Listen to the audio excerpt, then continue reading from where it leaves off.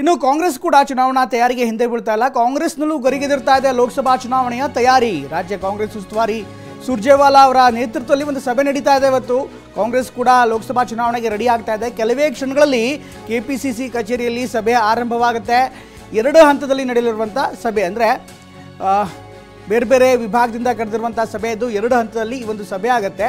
ಈ ತಯಾರಿಗೆ ಸಂಬಂಧಪಟ್ಟಂತೆ ಮೊದಲು ಸಚಿವರು, ಶಾಸಕರು, ಸಂಸದರು, ರಾಜ್ಯಸಭಾ ಸದಸ್ಯರು ಇವರ ಜೊತೆಗೆ ಮಾತುಕತೆಯನ್ನು ಮಾಡಲಾಗುತ್ತೆ.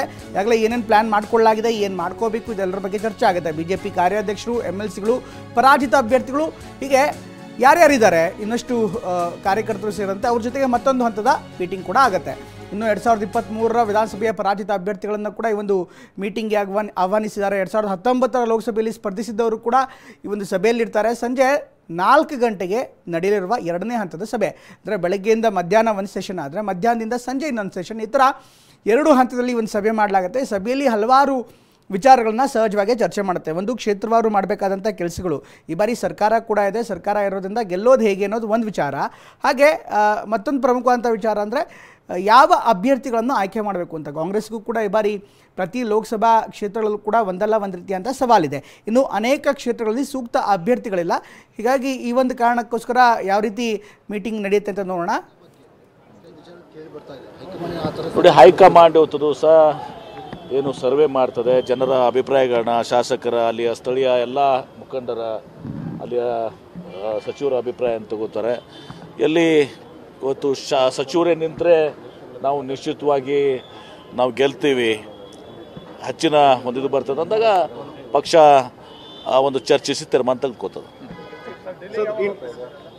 ನಾಳೆ ಮಧ್ಯಾಹ್ನ ಇದೆ 3 ಗಂಟೆಗೆ, ನಾಳೆ ಬೆಳಗ್ಗೆ ಹೋಗಿ. Sir, the central government has rejected the Karnataka Republic tableau, sir. How do you see this?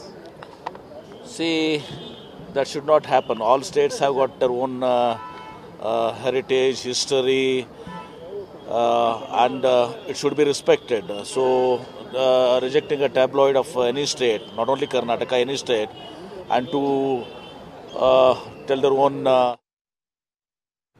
ಇದೆಲ್ಲದರ ನಡುವೆ ಮತ್ತೆ ಆಪರೇಷನ್ ಪರ್ವ ಅಥವಾ ಪಕ್ಷಾಂತರ ಪರ್ವ ಆರಂಭವಾಗುವಂಥ ಸಾಧ್ಯತೆ ಇದೆ. ಯಾಕಂದರೆ ಈಗ ಮತ್ತೆ ಕೈ ಹಿಡಿತಾರಾ ಮಾಜಿ ಸಂಸದ ಮುದ್ದನ್ಮೇಗೌಡ, ಈ ಒಂದು ಪ್ರಶ್ನೆ ಸಹಜವಾಗಿ ಎದುರಾಗ್ತದೆ. ಯಾಕಂದರೆ ಕಳೆದ ಲೋಕಸಭಾ ಚುನಾವಣೆಯಲ್ಲಿ ಟಿಕೆಟ್ ಸಿಕ್ಕಿರಲಿಲ್ಲ ಅಂತ ಕಾಂಗ್ರೆಸ್ನಿಂದ ದೂರವಾಗಿದ್ದಂಥ ಮುದ್ದನ್ಮೇಗೌಡ BJPಯನ್ನು ಸೇರ್ಕೊಂಡಿದ್ರು. ಇನ್ನು ಮುದ್ದನ್ಮೇಗೌಡರು ಮೈತ್ರಿ ಅಭ್ಯರ್ಥಿ ದೇವೇಗೌಡರನ್ನ ತುಮಕೂರಿನಲ್ಲಿ ಕಣಕ್ಕಿಳಿಸೋದಕ್ಕೆ ನೆರವಾಗಿದ್ದರು. ಈ ಬಾರಿ ವಿ ಸೋಮಣ್ಣ ತುಮಕೂರು BJP ಅಭ್ಯರ್ಥಿ ಆಗುವಂಥ ಸಾಧ್ಯತೆ ಇದೆ.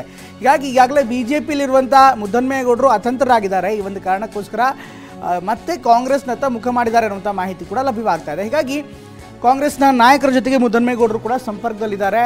ಮುಂದೆ ಏನು ಮಾಡಬೇಕು ಅನ್ನುವಂಥ ಒಂದು ಪ್ಲ್ಯಾನನ್ನು ಈಗಾಗಲೇ ಅವರ ಬೆಂಬಲಿಗರ ಜೊತೆ ಚರ್ಚೆ ಮಾಡಿ ಮಾಡ್ತೀನಿ ಅನ್ನುವಂಥ ಮಾಹಿತಿಗಳು ಲಭ್ಯವಾಗ್ತಾ ಇದೆ.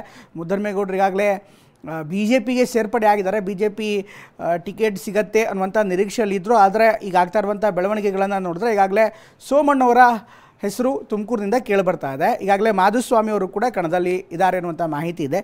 ಇದರ ನಡುವೆ ಮುದ್ದನ್ಮೇಗೌಡರು ಏನು ಮಾಡ್ತಾರೆ, ಇದಿರುವಂಥ ಪ್ರಶ್ನೆ. ಬಹುಶಃ ಕಾಂಗ್ರೆಸ್ಗೆ ಹೋಗ್ಬೋದು ಅನ್ನುವಂಥದ್ದು ಈಗ ತುಮಕೂರಿನಿಂದ ಬರ್ತಾ ಇರುವಂಥ ಮಾಹಿತಿ.